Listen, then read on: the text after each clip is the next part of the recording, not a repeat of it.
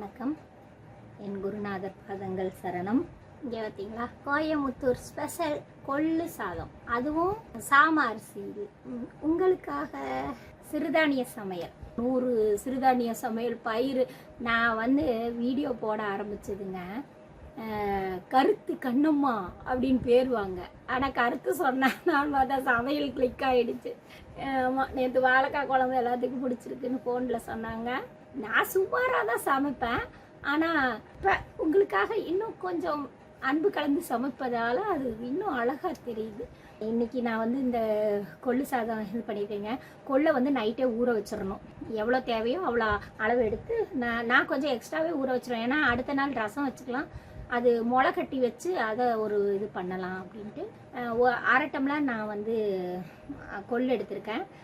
ஊற வச்சுட்டேன் 8 மணி நேரமாக மேலேயே, 8 மணி நேரத்துக்கு மேலேயே ஊறிடுச்சுன்னு வைங்க.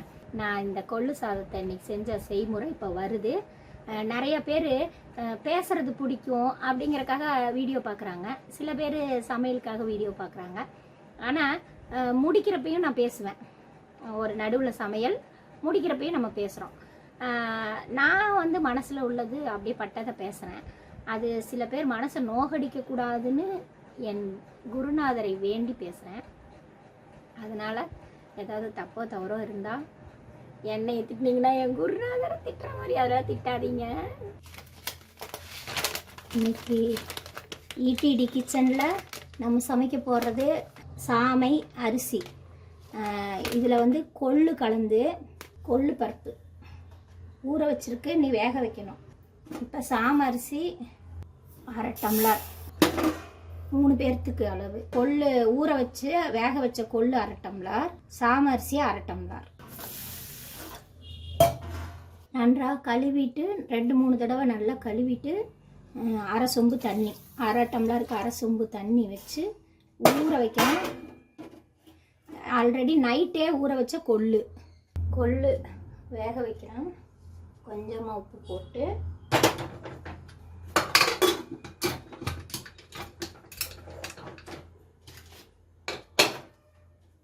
இது வேகுது. இந்த வேகிற கேப்பில் வெங்காயம் தக்காளி எல்லாம் கட் பண்ணிட்டு வரேன். இன்னைக்கு உங்களுக்காக சாம அரிசியில் கொள்ளு சாதம் செய்கிறேன். பாரம்பரிய கொள்ளு சாதம், கொங்கு கொள்ளு சாதம்.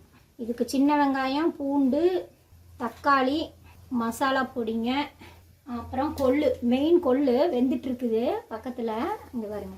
இதில் அரிசி பாதி ஊற வச்சுருக்கேன், அது ஒரு 1/2 மணி நேரம் ஊறுது. இது நைட்டே கொள்ளு நைட்டே ஊற வச்சு அது பாதி, ஆக மொத்தம் 1 டம்ளர் 3 பேர்த்துக்கு 200 கிராம் வரும். கொள்ளு ஹீட்டு உடம்புக்கு, ஆனால் சளிக்கு நல்லது. அதனால் நான் உங்களுக்கு தேங்காய் எண்ணெயில் தான் செய்ய போகிறோம். நெய் கூட ஊற்றி செய்யலாம், நான் தேங்காய் எண்ணெயில் ஊற்றி செய்கிறேன். தேங்காய் எண்ணெய் ஊற்றிட்டேன். புளிச்சிக்கு இங்கே சீரகம், கடுகு கம்மியாக, கடுகும் சூடு அதனால் கம்மியாக போட்டேன். சீரகம் இன்னும் கொஞ்சம் கடைசியாகவும் போடுவேன். 2 சைஸ் கரண்டி,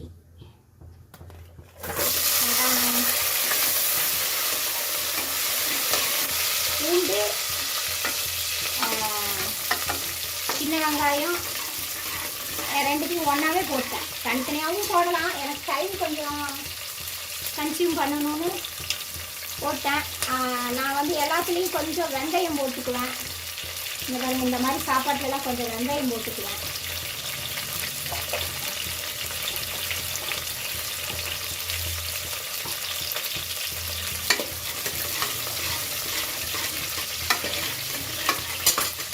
இந்த மசாலா பொடியை பற்றி உங்களுக்கு சொல்லணுங்க, அதுக்குள்ளே வெங்காயம் வேகட்டும். இங்கே பாருங்க, இந்த மசாலா பொடி என்ன மசாலா பொடின்னு உங்களுக்கு தெரியுதா? இது சூப்புக்கு நம்ம தயார் பண்ண மசாலா பொடி. இது நான் சூப்பும் வைப்பேன், பொரியல்லையும் போடுவேன், இந்த மாதிரி சாப்பாடு கொஞ்சம் காரமான சாப்பாடுங்களையும் போடுவேன். ஆனால் கறி குழம்பு, மீன் குழம்பு அதுக்கெல்லாம் தனித்தனி மசாலா இருக்கேன் சாம்பாருக்கெல்லாம். ஆனால் இந்த மாதிரி வெரைட்டி ரைஸு, காரமான வெரைட்டி ரைஸுக்கு நம்ம இப்படி போட்டுக்கலாம். ஏன்னா இதுலேயும் கொத்தமல்லி, வரமிளகாய் எல்லாமே இருக்குது. ஆஹா, வரமிளகான்னு சொன்னோன்னு தான் ஞாபகம் வருங்க, நான் ஒரு வரமிளகாய் எடுத்துகிட்டு போட்டு போகிறேன்.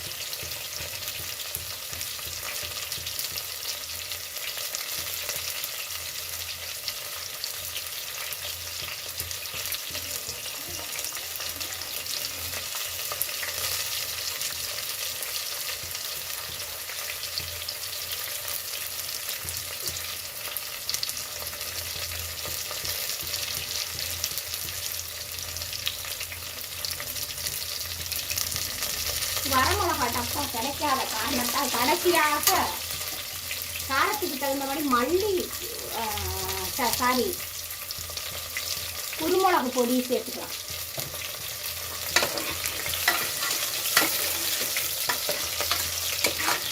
வெங்காயம் இந்த அளவுக்கு தான் கலந்துருக்கு, பரவாயில்ல. அப்போ நம்ம தக்காளி போடலாம். ஐயோ வெடிக்குதுங்க, தீபாவளி எனக்கு இன்னைக்கே வந்துருக்கு.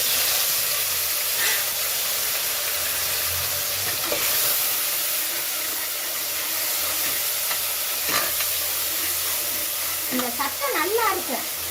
சங்கீத ஸ்வரங்கள் ஏழே கணக்கா இன்னும் இருக்கா என்னவோ மயக்கம். அப்படியே எனக்கு பாட்டுனா ரொம்ப பிடிக்கும், டான்ஸ் அதை விட பிடிக்குங்க. எல்லாமே கல்யாணத்துக்கு அப்புறம் ஒரு பெரிய தாலி வாங்கி, அதாவது தாலின்னா அந்த புதைக்குழியில் வைப்பாங்கள்ல, அந்த தாலி வாங்கி அத்தனையும் என்னோட சந்தோஷம், என் டான்ஸு, என் பாட்டு எல்லாத்தையும் அதுக்குள்ளார போட்டு புதைச்சி மண்ணுக்குள்ளே புதைச்சி 30 வருஷம் மூடி வச்சேன். இப்போ இந்த யூடியூப் வந்து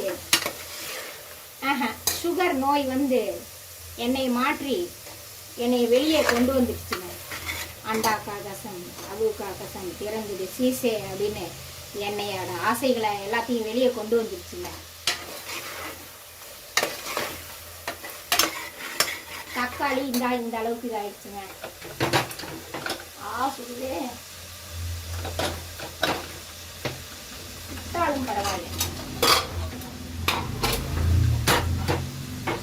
இந்த டம்ளரில் அரிசியும் பருப்பும் சேர்த்து 1 டம்ளர் வந்துச்சு. இப்போ நான் என்ன பண்ணுறேன்னா, இப்போ இந்த ஜூஸ் இதை பாருங்கள், இது இவ்வளோ தான் இருக்குது. அரிசியில் கொஞ்சம் வடித்தாலும் 1/2 டம்ளர் தான் இருக்குது.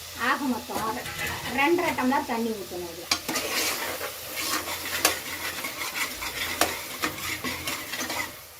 சளிக்கு, நெஞ்சு சளிக்கு அருமருந்து இந்த சாப்பாடு, மருந்து சாப்பாடு. இது ஏறக்குறைய மருந்து சாப்பாடுன்னே நீங்கள் நினச்சிக்கலாம்.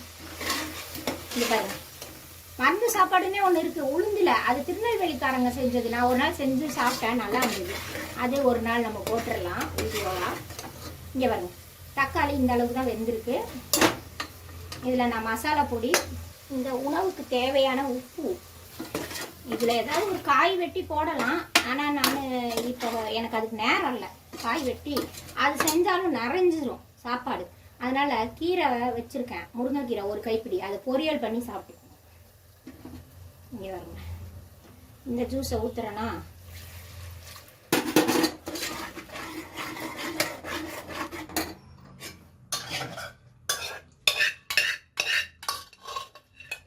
இந்த பருப்பு போட்டாச்சு.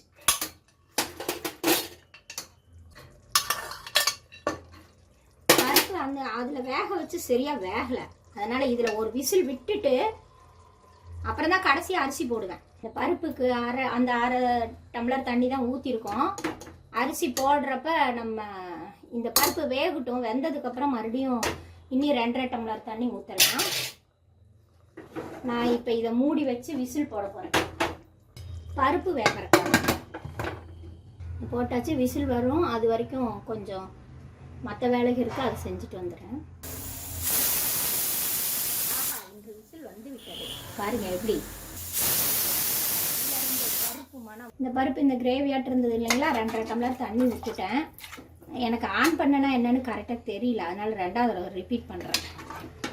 இப்போ இந்த தண்ணி வந்து ரசமாட்டம் இப்படி இருக்கு இல்லைங்களா, இந்த சமயம் வந்து இதை கொதிக்க விட்டுட்டு அரிசி போட போகிறோம்.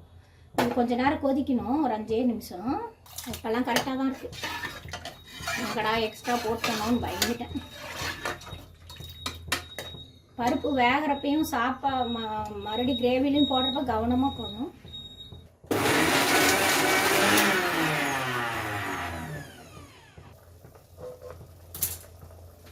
கொதிநிலை வந்துச்சா, இப்போ இந்த அரிசி போடுறோம். 1/2 டம்ளர் சாமை அரிசியை கழுவி க்ளீன் பண்ணி கழுவி ஊற வச்சுருக்கோம். 1/2 மணி நேரம் ஊறுனா குறைஞ்சபட்சம் போதும். நான் இப்போ கிட்டத்தட்ட 1.5 மணி நேரமாக ஊறிட்டுருக்கு, வேறு வேலை வந்துருச்சு. அதுக்கு இதை வந்து விசில் போடாமல் சும்மா அப்படியே வச்சுக்கணும், ஏன்னா இடையில எடுத்து கலரி விடணும்.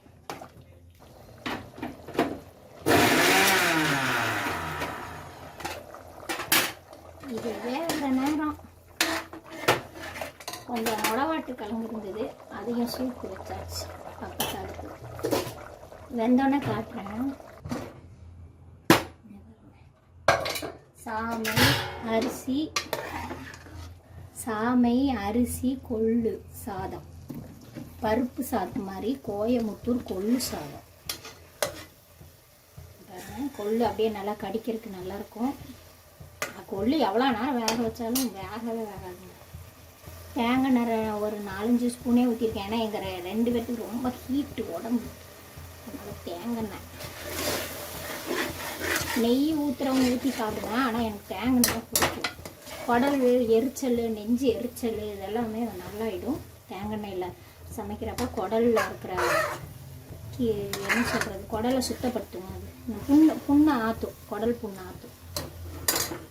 பார்க்க காரம் மாதிரி இருக்கு இல்லைங்க, ஒரு துளி காரம் இருக்காது. இதில் தக்காளினாலையும் மஞ்சள்னாலையும் அப்படி காரமாக தெரியுது. இது கொங்கு ஸ்பெஷல்னு சொல்கிறாங்க. ஆனால் எனக்கு தெரிஞ்சு நான் இப்போ தான் செஞ்சு சாப்பிட்றேன். நாங்கள் கொள்ளு குழம்பு, கொள்ளு துவையல், கொள்ளு ரசம் அப்படி தான் வைப்பேன். இப்போ இந்த தீனா சார் இருக்கார்ல, சேஃப் தீனா சார், அவரை ஃபாலோ பண்ணி நான் இது வச்சு கொள்ளு சாப்பாடு வைக்கிறேன்.